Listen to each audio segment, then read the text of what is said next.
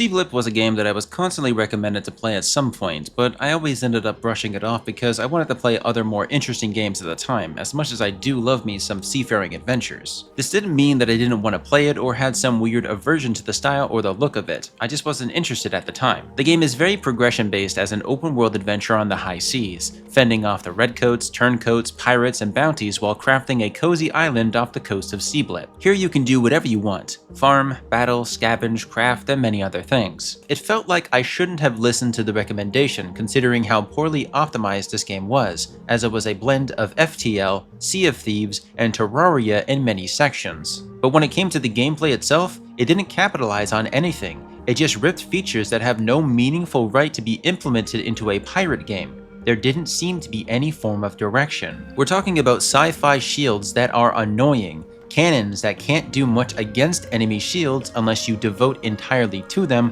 while enemy cannons and barrels just reload so much more faster once you've reached tier 3. It's like it offers you the illusion of flexibility, but in reality you need very specific builds for each faction. You could try to kill the undead with crew damage builds, but you're better off sinking their ship. And then why bother with a 5-stacked redcoat shield when you could board them with barrels, and then you need room for a monkey tower to fend off against the pirate ships with their constant spam of barrels. It's less about the strategy and more about forcing a specific style of gameplay, to the point where your shields become completely pointless. At this point, why even bother with shields when you can just spam the swivel or granada cannons to pierce the enemy's shields entirely? This at the very least gives you a fighting chance when you start killing off their units before they can load the cannons. So many things pierce shields that it would be better to remove them entirely. I do love this concept of seafaring adventures. It's one of the reasons why The Legend of Zelda Wind Waker is my all-time favorite Zelda game. It was magical. I keep trying to come back to Seablip, but it angers me each and every time because it's just not where it needs to be. There are so many issues I would like to address and even give some insight on what could be done to improve them, because at this point, for an early access title that's been in early access for the last year, it's been both terribly frustrating and so tantalizingly enjoyable with the underlying atmosphere. Most of the purchasable ships are terrible, and so are the cannons. This is a very annoying feature. Perhaps you want to try a new ship without having to completely give up your current one, which in a sense makes it harder for you to decide if you want to give up your current one for a better one that could also be considered worse. I want to bring up the issues with the ripped elements from FTL. In FTL, you control your characters. These characters have their own stats and effects that help them manage their own specific stations. The same can be said here in Seablip. You battle and battle some more until each and every character you get from rescue missions or just from the local dock levels up. You can then apply specific skills and stats to make them faster, stronger, and better to shape your very own crew, while managing their mutiny levels by giving them gifts and the spoils from your bounties. This alone is good enough, as it really helps you craft your way towards building a good crew that synergizes well together with your ship and other crewmates. What isn't a good feature is the fact that you cannot fight with multiple crew members. Each tile on your ship is only accessible to one crew member at a time. So if you get boarded and cannot deal with the enemy, you are effectively screwed. Instead of being able to gang up on them, you are forced to watch everything crumble before you. But then comes the problem with the ships and the progression. To take down an enemy ship, you need to do one of 3 things. The first is to sink the ship. You can do this by destroying the ship or causing hull breaches to overflow it with seawater. But if you do this, you have a high chance of losing that ship in particular as claimable. The second option is to kill off all of the crew aboard using effects like poison, fire, explosions, or my personal favorite, shield-piercing shots from both the granada cannon and the swivel cannon. If you sink a ship, you can rebuild it with materials, sometimes a lot of expensive and time-consuming RNG loot that is not found often. This makes you drift towards wiping out the crew to keep the ship intact so you can make progress in getting stronger. Another problem is the randomization of looting the equipment after battle, no matter if you sink it or clear it. It plays like XCOM. Almost every single time a ship is being looted, it is a 20 to 30% success rate if it isn't by chance destroyed somehow, and even the 70 to 80% chances are somehow just as annoying. This makes progression feel artificially drawn out. You know exactly what you need, you know exactly where to get it, but it is a huge grind to get one of those ships that has the gear that you need so you can finally build your dream ship to make some progress towards taking out a tier 3 ship while also being stuck at a low tier because it's taken you 3 hours to even get a chance to obtain it successfully. Once again, leveling up is a huge part of what makes this game so time-consuming.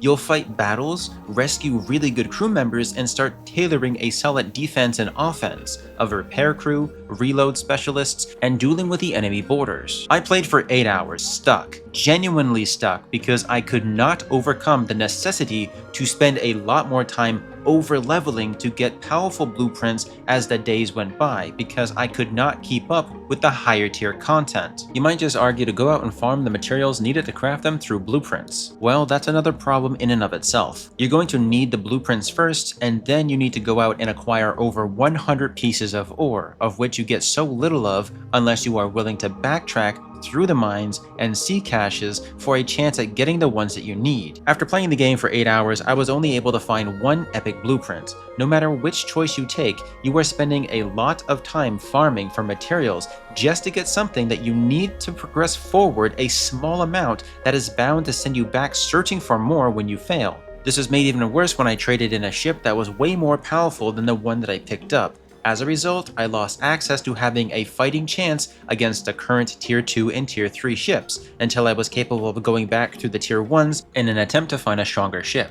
But I could never make it back to the higher fights because the new ship was too small to fit in offense and defense, with no ability to reuse a previous boat outside of searching or buying it again at a shop. This meant that I was sent back to square one, which was over 4 hours of gameplay. What I'm getting at here is that Seablip is a pirate game that is trying to be FTL with FTL components that do not make a lick of sense in a pirate setting. You're on the open sea. Magic shields, even at 1 hit left, doesn't make sense when it completely blocks out a 3 damage or greater shot. This is probably why they made the Granada and Swivel cannons pierce, because it would completely counter the shields, entirely making them pointless. My question here is, where is the backlash damage that pierced through? Where is the balance, the modifications that make it make sense? Maybe the developer could change it. When a shield gets hit by a high enough shot, it breaks through and damages whatever section it was aiming at. Or the element generating the shield could take some extra damage. This feels like it would open up a balance on both sides. Enemies would be less shield reliant, and so would the player.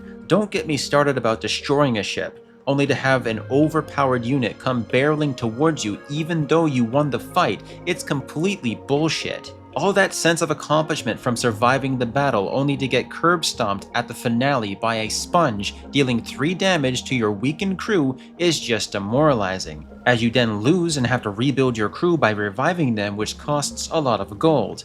It's all a drag that really digs into the playtime. You can really see the comparisons to Terraria, the animations, the farming, the resource gathering. All that's missing is the ability to dig through the soil and into the center of the planet, but that's where all the similarities stop. I really like the design of Seablip because it's not trying to be flashy, it's not overwhelming, it's easy to read, it's relaxing, and it genuinely has this progression-based sensation that wells up within you, motivating you to move forward no matter how frustrating the game gets. The pirate aesthetic layered over with the pixel design is really good. I feel like I want to explore the overworld, I want to build up my island, I want to make it presentable, and to feel like I'm really one with the pirate life. You can customize your character in any way that you see fit. The same goes for your ship, your crew, and the island. The downside is that there doesn't seem to be a way to remove dead crew, so they do build up over time if you've been recruiting a lot of them, making it annoying to manage, and you're not able to reset their skills, so it's a time investment to find new members, which can then be modified for a stronger synergy while also constantly adding on to the list.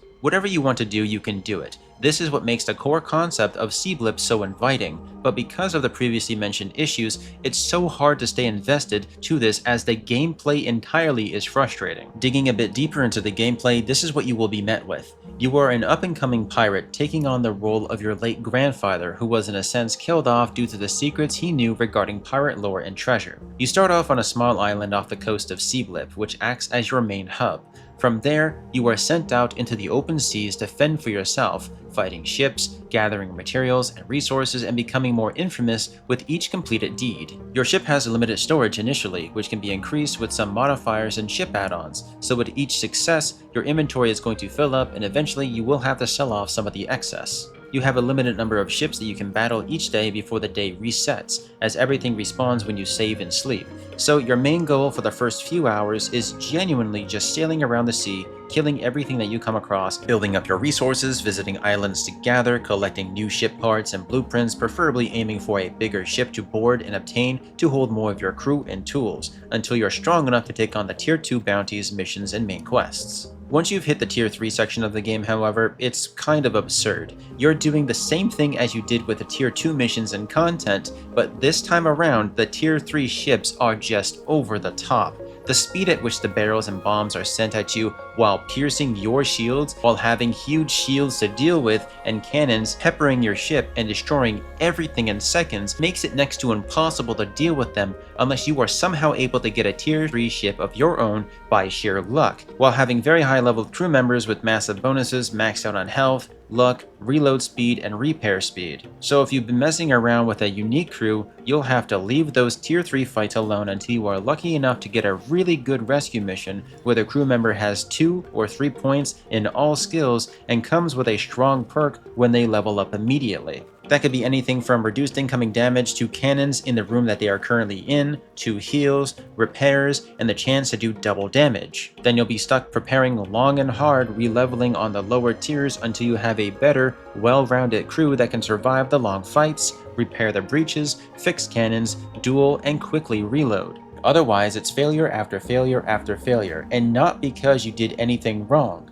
The game is just poorly optimized with the underlying gameplay elements that do not synergize in any meaningful way that feels beneficial. Oh, you didn't invest in intelligence. Oh well. The crew member is surely going to destroy the cannons that they are operating because they are stupid, which in turn ends up losing you the battle. It's not fun, it just adds more to the frustrating gameplay that is already flawed by so many other design choices. It really needs a revamp in terms of its identity. If it wants to be like FTL, that is fine, it can work. But lifting FTL's core gameplay and simply slapping it onto a pirate aesthetic doesn't translate well. Drop the shields, rework the cannons, adjust the speed and damage output of Tier 3 encounters, or at the very least, give players more Tier 2 missions and progression opportunities so they don't feel like they're walking into a noose every time they leave port. It doesn't make sense. On the surface, Seablip looks amazing. It's beautiful and sounds wonderful, but when you get your hands on the gameplay and start to play it for yourself, 1 hour turns into 2. And you've been enjoying the game. It's neat, interesting, and has a lot of promise, and you just want to keep playing because you want to figure out what else there is to explore. Then comes hours 3 and 4. Things start to feel noticeable. The issues with the balance scaling, feelings like being locked out of progression, entirely incapable of moving forward because you cannot find the quests, can't battle anything higher tier or find good weapons and upgrades throughout the Tier 2 since everything is randomly generated and takes forever to find, so you spend a lot of time searching. Then you hit hour 5 and beyond. You begin to realize that the developer of this game worked hard on the atmosphere, but simply took a lot of popular games and their mechanics, ripped them directly, and did not adjust any of it to fit the theme or style of the game that it was trying to make. It desperately needs to be looked at more. You shouldn't have to spend 10 hours farming just to get through some mediocre encounter. I spent my entire playthrough mostly using Granada and swivel cannons and had very few problems peppering the enemy ships, killing everything in seconds, and moving on to the next mission. Once this stopped working, I decided to switch to something larger and supposedly stronger because of the Tier 3s. I even started failing a lot of the lower tier battles. Having trashed my previous equipment, I was stuck for hours trying to recover to no avail. I'm genuinely torn between wanting to keep playing and wanting to never touch this game again, knowing full well how borderline soft-locked I am when it comes to progression. I cannot and will not in good conscience recommend this game to anybody. In the last year alone of early access, it just hasn't seemed like it's been offering promising updates or fixes to address what the community has been consistently complaining about. On the contrary, the developer is more eager to introduce more mechanics and new elements before balancing out the rest of the game. I really want to like this game, I really do. But it's been such a headache to put up with, and I'm constantly teetering on a balance of desire to play and hate that I have finally given up trying to make it work.